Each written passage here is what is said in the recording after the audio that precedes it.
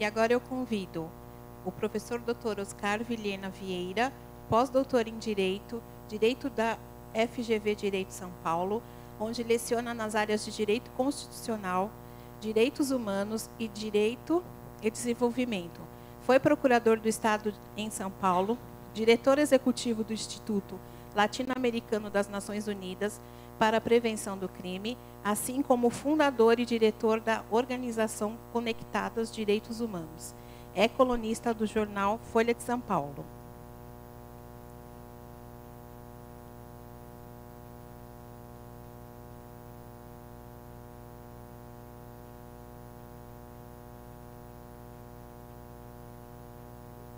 Então, com a palavra, o professor Dr. Oscar Vilhena Vieira. Eu estou aqui, é só que eu marquei as coisinhas aqui. Bom, boa tarde a todas e a todos. É um enorme prazer estar aqui nessa mesa com os colegas, meu queridíssimo amigo Guilherme. E eu tive aqui toda a manhã e não pude deixar de me emocionar, não só por ver uma pessoa como a Margarida Genevois terminar como terminou a sua fala, né, de que a esperança, em alguma medida, impõe a todos nós a indignação e a coragem. E nem sempre nós temos o grau de indignação suficiente, nem a coragem suficiente para o momento que se coloca. E esse, sem dúvida nenhuma, é um dos momentos que exigiria de todos nós nos superarmos e conseguirmos nos indignar e ter a coragem de vencer essa forte barreira que está se colocando e está se levantando contra a democracia e contra os direitos humanos, né? Mas foi muito emocionante, não só por isso, mas também por ver o Zé Gregóri, por ver a minha querida ex-presidente da FEBEM, né? Eu me lembro quando Marinês, já não presidente da FEBEM, teve uma rebelião e nós fomos entrar. Eu lembro que eu estava morrendo de medo de entrar na FEBEM, a polícia estava em volta, os jovens estavam rebelados, etc. E ela, com aquela coragem, com aquela tranquilidade, né, entrou lá, de ouvir falar sobre o Padre Agostinho. Então eu fiquei muito emocionado hoje de manhã. Eu gostaria de expressar isso de maneira muito clara. Foi uma manhã gloriosa, e isso, em alguma medida, se deve a esse trabalho enorme feito pelo Otávio, por todos aqui no arquivo, de trazer e fazer hospedar essa história, que é uma história tão importante, e permitir que essa história possa, em alguma medida, contribuir para que nós continuemos indignados e continuemos, em alguma medida, com a coragem que esses que fizeram a Comissão Teotônio Vilela tiveram e têm, né? É evidente que todos esses dias, tudo que está acontecendo, os primeiros telefonemas que eu recebo todos os dias são do Zé Gregório, do Paulo Sérgio, da Margarida Genevois, por todos os problemas que continuam acontecendo aqui, né? Mas eu queria dar um parabéns especial ao Otávio, que em alguma medida tem contribuído tanto para que isso seja preservado, né? Antes, eu sei que o desafio que foi colocado para mim era de pensar nos problemas atuais, mas eu peço licença para falar um pouquinho também da Comissão Teotônio Vilela. Posso, professor Paulo Sérgio?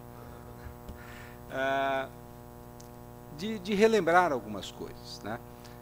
É evidente que todos nós não sabemos em que momento da nossa vida as nossas militâncias começam nos direitos humanos. E começam provavelmente por mil razões que não cabe aqui, talvez seja um pouco irrelevante, mas existem alguns momentos da história, quando você faz a reflexão de por que será que eu estou nessa mesa, né, que nos vem à mente. E eu me lembro, ainda acho que o primeiro ou segundo ano da faculdade, que o Afanásio Jazade fez uma fala muito contundente contra o secretário José Carlos Dias, né, e o José Carlos foi convocado a ir à Assembleia Legislativa para prestar contas sobre exatamente Serpente Negra e todas aquelas outras coisas que lhe atribuíam como articulador. E nós, alunos da PUC, naquele momento, fizemos uma caravana até a Assembleia Legislativa, né? Então, independentemente do que aconteceu nos anos anteriores, da influência que os meus pais certamente tiveram na minha compreensão dos direitos humanos, aquele foi o primeiro momento que, dentro da democracia, nós víamos o quanto os direitos humanos estavam, mais do que nunca, em risco, né?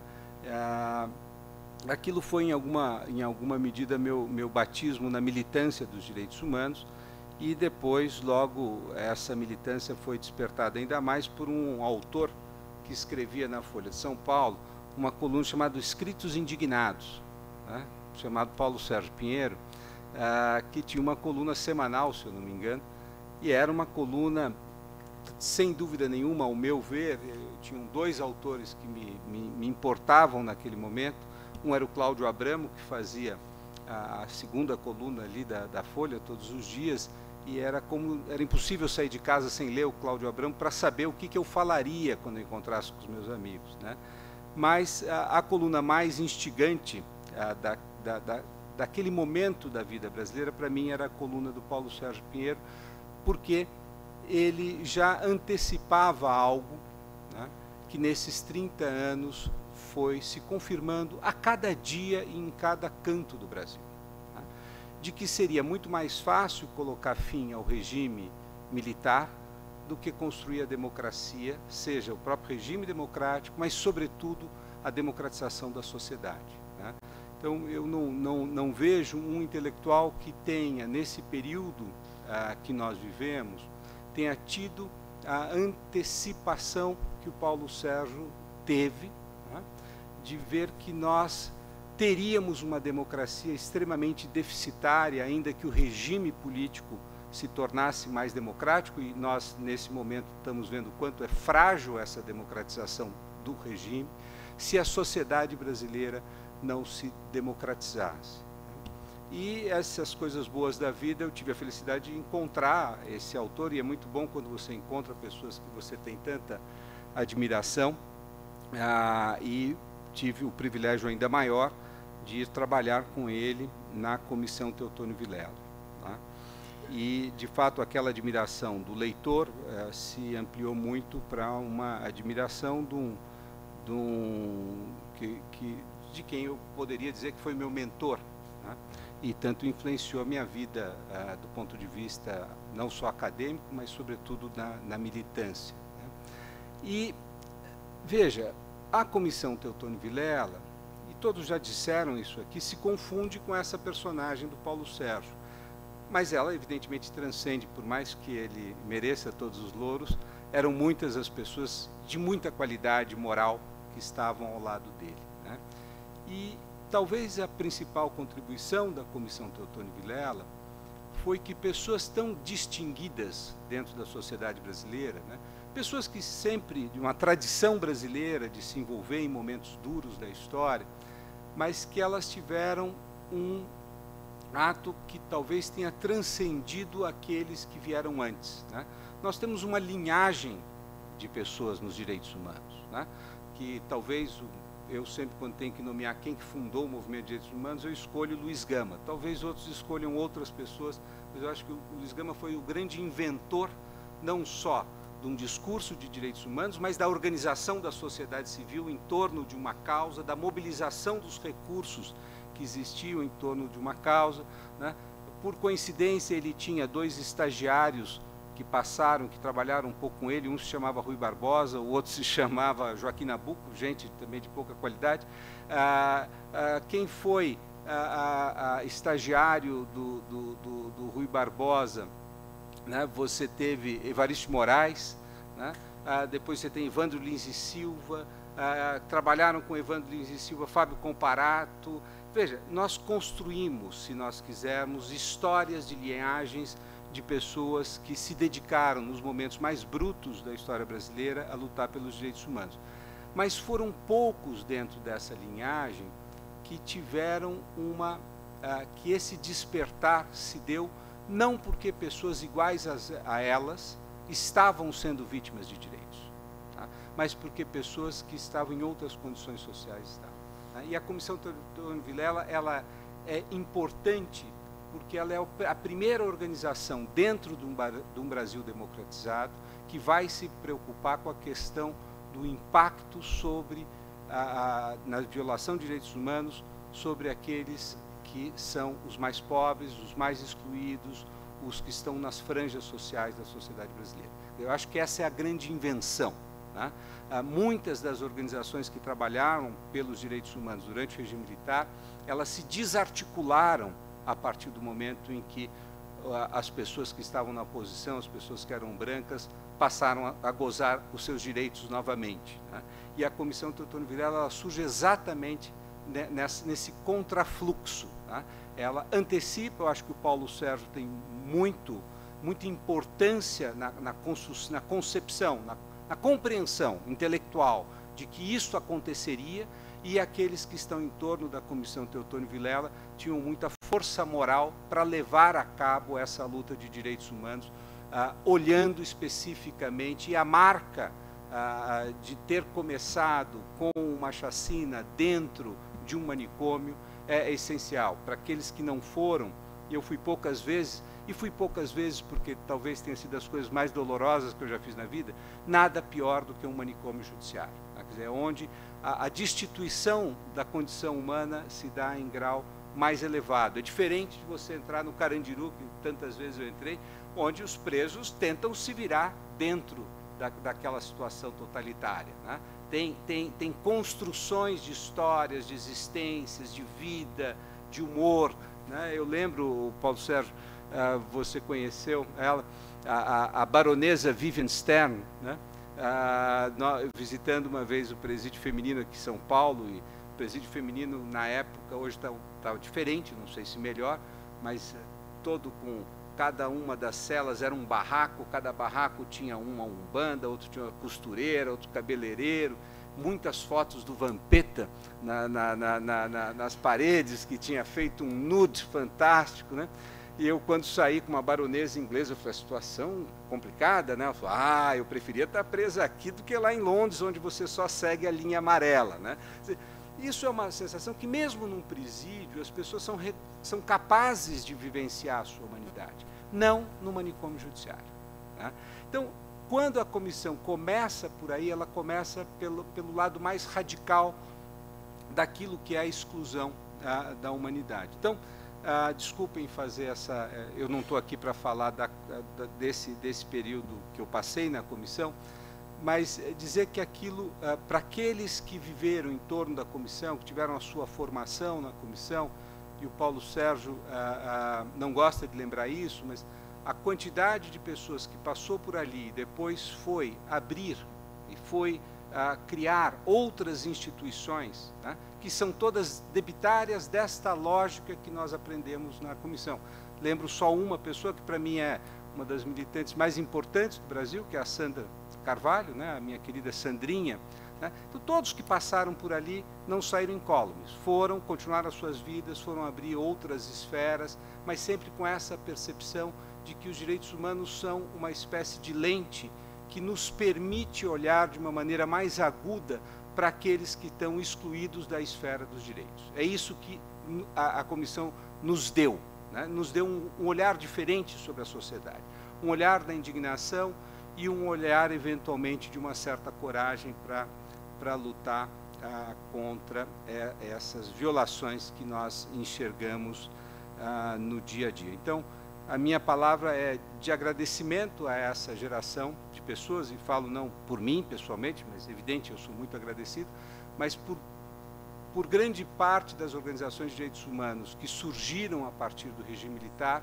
que são inspiradas em cada um de vocês, na Comissão Teotônio Vilela, no legado que vocês nos deixaram. Bom, dito isso, o meu compromisso, eu acho que eu já devo ter passado até o tempo do que eu deveria ter falado, eu vou falar duas palavras sobre os desafios, né? Veja, evidente que esse ciclo, eu acho que nós estamos falando de um ciclo aí de 30 anos, e é um ciclo onde é muito difícil distinguir entre o nacional e o internacional. Não só foi um ciclo muito positivo nacionalmente, quer dizer, a Constituição, ela não só é reflexo de um movimento da sociedade civil que ela incorpora e é traduzido isso numa ampliação da agenda de direitos, né? Não só de direitos humanos, mas dos direitos fragmentadamente tomados de cada setor, de cada grupo, como também a Constituição projeta um país. Ela projeta um país a partir do qual nós articulamos a nossa conduta política para tentar transformar esse país. E, evidentemente, que todos nós acreditávamos que o progresso era algo que viria necessariamente, apesar dos alertas do professor Paulo Sérgio, de que seria muito mais difícil esse progresso social do que nós imaginávamos. Mas também no cenário internacional, nós vivíamos um ciclo muito virtuoso, né? A começar da Conferência do Clima no Rio de Janeiro, depois a Conferência de Direitos Humanos e todo o ciclo de conferências globais que a ONU hospedou, ela não só transformou a agenda da democratização numa agenda de direitos ao longo dos anos 90 e início dos anos 2000, tá? Como também ela teve um forte impacto sobre a redução do papel do Estado enquanto monopolista dessa agenda de direitos humanos e uma desparoquialização da sociedade civil dos países. Então, quem participou de algumas daquelas conferências internacionais via que os movimentos sociais que voltaram de lá completamente modificados. Quer dizer, criou-se um embrião de uma sociedade civil internacional muito mais rica do que o que nós tínhamos até então, né? Então, é um período absolutamente virtuoso que nós passamos e que fomos entusiasmados por esse momento e, evidentemente, trouxemos energia a esse momento, né? E achávamos que a questão iria evoluir quase que linearmente, né? Veja, eu não preciso e não vou tomar o tempo de vocês, todos vocês sabem isso mais do que eu, mas evidentemente que nós estávamos em alguma medida equivocados e o caminho não seria tão suave quanto nós imaginávamos, né? E eu gostaria de destacar talvez um dos pontos, vários pontos provavelmente contribuíram para que essa evolução não se desse no ritmo que nós imaginávamos, mas um dos pontos que é particularmente grave no Brasil, mas que também foi se transformando ao longo dos anos 2000, a segunda parte, pelo menos, dos anos 2000 para cá, em algo que, vamos dizer, se tornou uma parte integral do tecido social ao redor do mundo, inclusive nos países desenvolvidos, foi que a junção entre o capitalismo financeiro, a globalização e uma democracia cada vez mais capturada por esse modelo foi ampliando os espaços, as estruturas de desigualdade, né? No Brasil isso é particularmente contundente, né? E ao meu ver, essa é uma hipótese muito, acho que muita gente tem, mas eu partilho dela pessoalmente, de que os avanços no Brasil não foram além do que nós conseguimos em face de que o problema da desigualdade, que é não só profunda, mas persistente, não foi minimamente resolvido, né? E isso se coloca talvez como a primeira agenda do que eu gostaria de dizer sobre os nossos desafios, né? Talvez com uma desigualdade tão profunda como a que nós temos, como que os sul-africanos têm, como que os mexicanos têm, como a que os colombianos têm, né? E como aqueles que estão começando a ter também em alguns países em desenvolvimento, com esse grau profundo de desigualdade, certamente o Estado de Direito e a universalização dos direitos terá uma enorme dificuldade em se realizar, né? Isso porque os direitos humanos não são, pura e simplesmente, uma normativa e um conjunto de instituições que aplica essa normativa. Os direitos humanos são uma prática social, né? Uma prática social que depende, sobretudo, da construção de relações de reciprocidade. Relações onde cada um de nós, independentemente das nossas diferenças, somos capazes de nos reconhecer enquanto sujeitos dos mesmos direitos e que devemos tratar a todos os outros com a mesma consideração, né? esta, que é um fenômeno, já que você falou em Durkheim, né, absolutamente durkheimiano essa colocação, né, essa é uma necessidade que nós temos para viver numa sociedade democrática que respeita direitos humanos. Onde as desigualdades são muito profundas, desculpa a repetir, persistentes, é muito difícil que as pessoas reconheçam aos outros com esse grau de reciprocidade. A hierarquia é o que determina as relações. E aí nós vamos ter que o modo pelo qual eu vejo aquele que é tão desigual a ponto de que geracionalmente nós vemos aquela desigualdade é a irrelevância, né, que eu tenho chamado de invisibilidade. Então são os invisíveis, não importa a morte deles, o sofrimento deles, do garoto que está na rua, eles são irrelevantes, eles não causam qualquer comoção moral e, portanto, não causam qualquer reação política e, portanto, o direito não é capaz de incorporá-los à gramática da igualdade e da reciprocidade. Tá? E quando esses que são invisíveis se contrapõem à sua condição de invisibilidade, eles se tornam demonizados. Então aí eles podem ser mortos. Eles podem, e algumas vezes eles devem ser. E o discurso e a narrativa que se constrói é uma narrativa da violência. Então, me parece que o Brasil, muito embora tenha conformado essa agenda altamente otimista incorporada pela Constituição de 88 e tenha levado a que que uma parte da sua sociedade civil e das instituições tomassem a sério esse momento virtuoso, a estrutura da desigualdade não nos permitiu e não nos permitirá vivenciar uma sociedade que respeita direitos humanos em padrões minimamente aceitáveis. Né? A doutora Alexandra me deu agora uma notícia, e eu acho que todos nós ficaremos perplexos com isso, né? É que esse ano o número de mortes pela polícia em São Paulo superará ao número de homicídios na capital. Então, isto depois de 30 anos de luta democrática, você chegar à conclusão que o crime é menos letal do que a instituição policial, isso é chocante. Por quê? Porque aqueles que estão sendo mortos são irrelevantes. Então, me parece que o nosso desafio fundamental, que foi a tarefa que me deram hoje, na sociedade brasileira, é a questão da igualdade. É evidente que isso é um desafio que supera só o movimento de direitos humanos, né?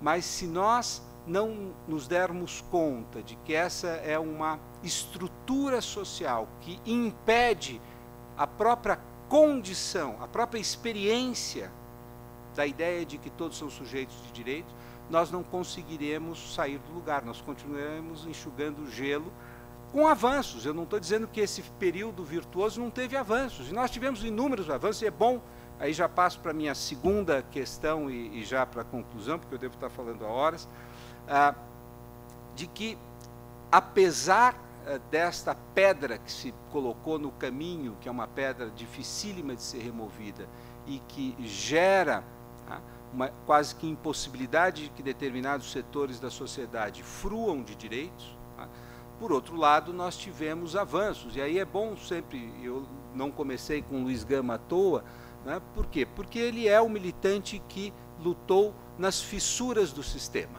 O Luiz Gama foi aquele que entendeu, puxa, ainda não temos a abolição, mas tem aqui a lei do ventre livre, tem aqui a proibição do tráfico. Como é que eu advogo nessas fissuras para conseguir fazer com que o máximo de pessoas sejam livres? E é evidente que nós tivemos avanços formidáveis ao longo desses 30 anos. Né? Se nós pegarmos a questão de gênero, né? Mesmo a questão de raça, né? A construção das políticas de um país que negava ser racista, um país que tem hoje políticas de ação afirmativa muito amplas. Né? A questão, por exemplo, da união de homossexuais, isso era impensável há 30 anos atrás. Então é evidente que o Brasil deu passos muito largos em diversos campos e que não devem ser desprezados, para usar uma expressão talvez a que eu mais herdei do professor Paulo Sérgio Pinheiro, não podemos jogar o bebê com a água do banho, né? Quer dizer, há avanços, são avanços formidáveis, e talvez, para que nós não caiamos no imobilismo, que é, em alguma medida, aquilo que nós estamos vivendo hoje, dado o tamanho das dificuldades que se apresentam, é de que modo nós podemos articular esses grupos que foram vitoriosos ao longo desse período, né, nas suas causas específicas, na reconstrução de algum tipo de solidariedade social com aqueles que ficaram de fora desses avanços. Né?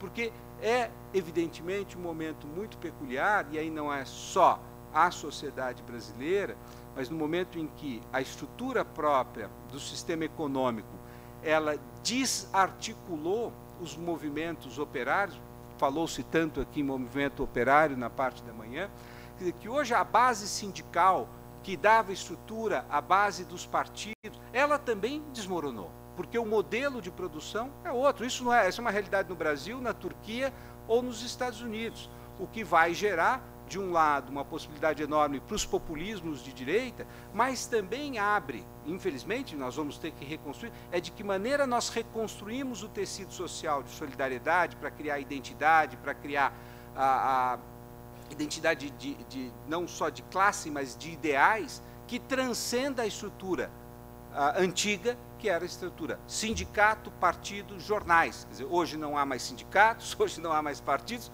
hoje não há jornais com a importância que eles tinham. Então, o desafio vai ser a rearticulação do tecido social, das identidades, em torno de projetos sociais que transcendam as próprias identidades. Desculpem se eu estou sendo muito abstrato, não é porque eu tenha qualquer qualidade intelectual, é porque eu não sei concretamente como é que nós faremos isso. Tá? Mas, fundamentalmente, nós temos que ver que não é só um período de derrotas, é um período de muitas vitórias e que tem muitos grupos que se deslocaram.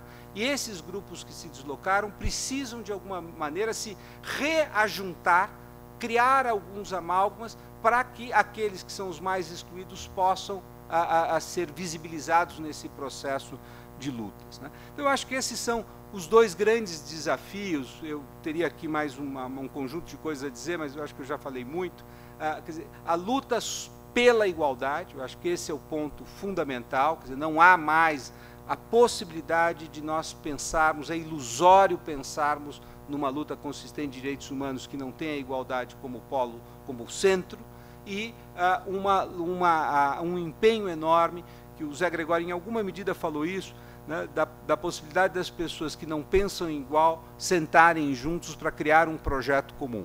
E esses que não pensam igual, eu acho que são, sobretudo, aqueles que pertencem a grupos que foram muito bem-sucedidos nas suas lutas. Esses, tanto o movimento ambientalista, o movimento de consumidores, o movimento gay, o movimento de mulheres, o movimento negro, de que maneira eles podem recompor o campo dos direitos humanos através de coalizões voltadas a lidar com aqueles grupos que hoje estão não só excluídos, mas também não há qualquer modelo identitário que permita que eles façam a sua luta de uma maneira mais contundente.